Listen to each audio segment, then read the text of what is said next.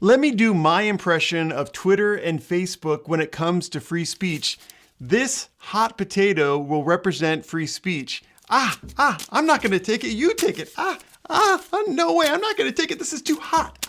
If Twitter and Facebook aren't gonna take this free speech hot potato, then who is going to protect our free speech rights going forward? In today's video, I'm gonna answer that question, and I'm gonna show you the path to private, censorship-free online free speech.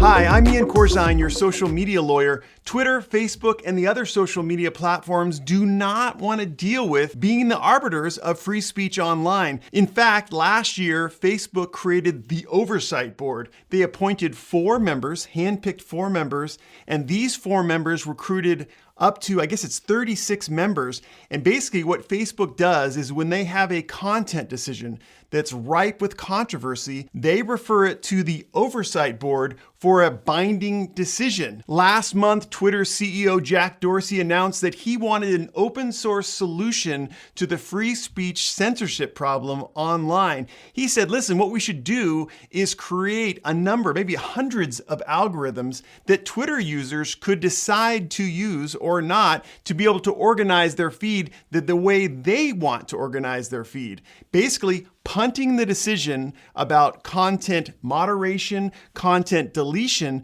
to the users of Twitter.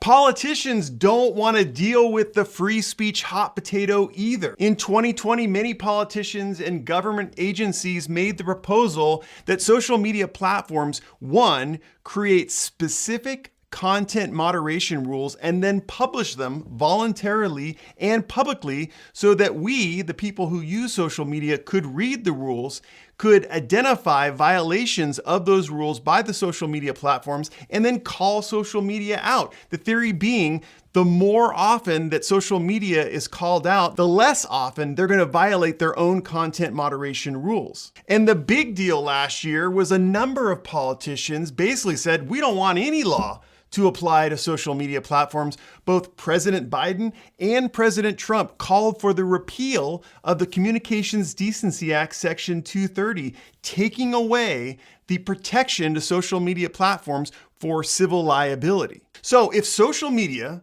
and the government are not going to protect our right to free speech online, who the heck is going to protect that right? You know, free speech is absolutely essential to a free society. If you're able to express yourself clearly and freely and then allow others to criticize your ideas or your statements, eventually the best ideas for society rise to the top and it leads to a more prosperous society. We need free speech to contribute to the success of our communities. But you know what? Social media basically is saying they don't want to do it. The government and politicians are saying they don't want to do it. So who the heck is going to protect our free speech rights going forward? The answer is, my friend, you. Given the censorship and suppression of information we've seen primarily in 2020, whether it be discussions on Facebook about the George Floyd killing, or whether it be President Trump's tweets. His tweets were deleted, his tweets were altered, were moderated. Eventually his account was entirely taken down, which brings me to Parler,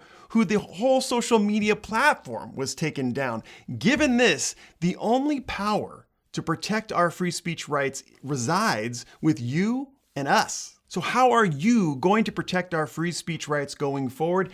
I believe, and this is my opinion only, that the future of protection of free speech online lies with decentralized communication platforms. These differ from many of, if not all of our platforms that we're used to using on a day-to-day basis. And that's because there is no middleman between one communication and the other. There is no gatekeeper that prevents or changes a message between people or groups of people. Now compare this with existing social media. Let's say you want to make a post on Instagram about the January US Capitol riot. When you make that post, it goes through a content filter on Instagram and could be altered, could be blocked by the social media platform. Even if you want to post, let's say, a video to the alt platform BitChute, that video still goes through a filter to determine whether or not there are multiple copyright infringements, which could impact the video being seen, or your account in general. With decentralized communication platforms, there is no filter.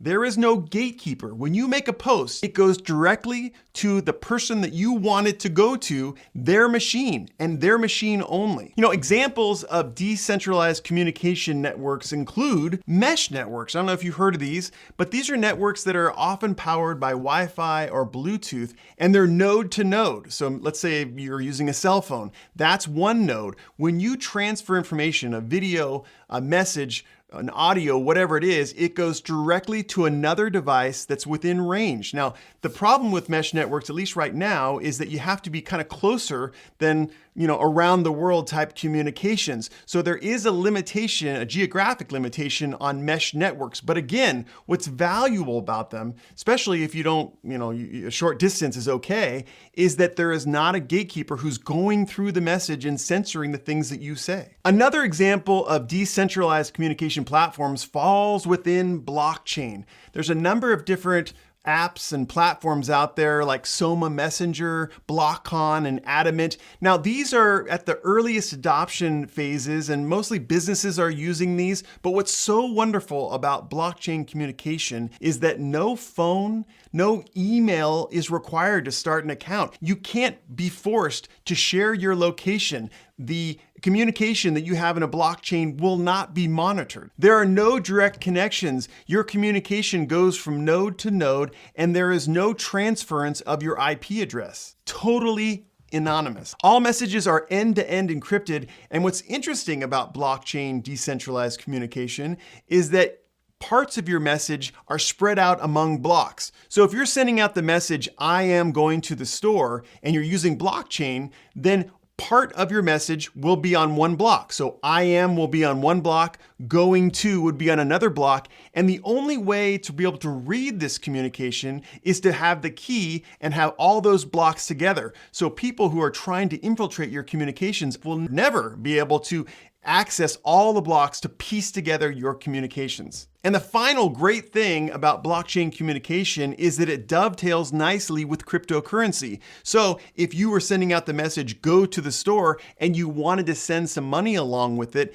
it would be very easy to include in that communication of the different blocks a direction that Bitcoin or some other coin goes along with your direction to go to the store. 3 key takeaways about the future of online free speech. The first one is that free speech is absolutely essential to a prosperous society. We also know that social media and the government do not want to have this hot potato of free speech. They want to throw this to someone else. They're not going to protect our online free speech rights. Therefore, we are going to have to protect this hot potato, these free speech rights. And how we're going to do it? With decentralized communication platforms. And I highly recommend this blockchain communication method. Do you want to learn more about decentralized communication platforms for your communications, your audios, your podcasts, your video? Well, text LAW, L-A-W, to the number you see on the screen right here, and that will let you access a free video that I made, just a nice short video that kind of details some of these blockchain decentralized communication platforms like Adamant and Blockcon and others. And that way you'll have more information about them, and hopefully you can use them so that you can have censorship-free communications in the future. I spent a lot of time giving you my thoughts on the future of online free speech, but I'm really interested in your thoughts. Do you believe that there is some other entity that can protect our free speech rights, or does it fall squarely upon us to do that? Let me know your thoughts about online free speech in the comments below. And make sure to watch these videos which detail online free speech and the rules that apply. And while you're watching, I'm going to be at iancorzine.com ready to answer any and all social media law questions you have.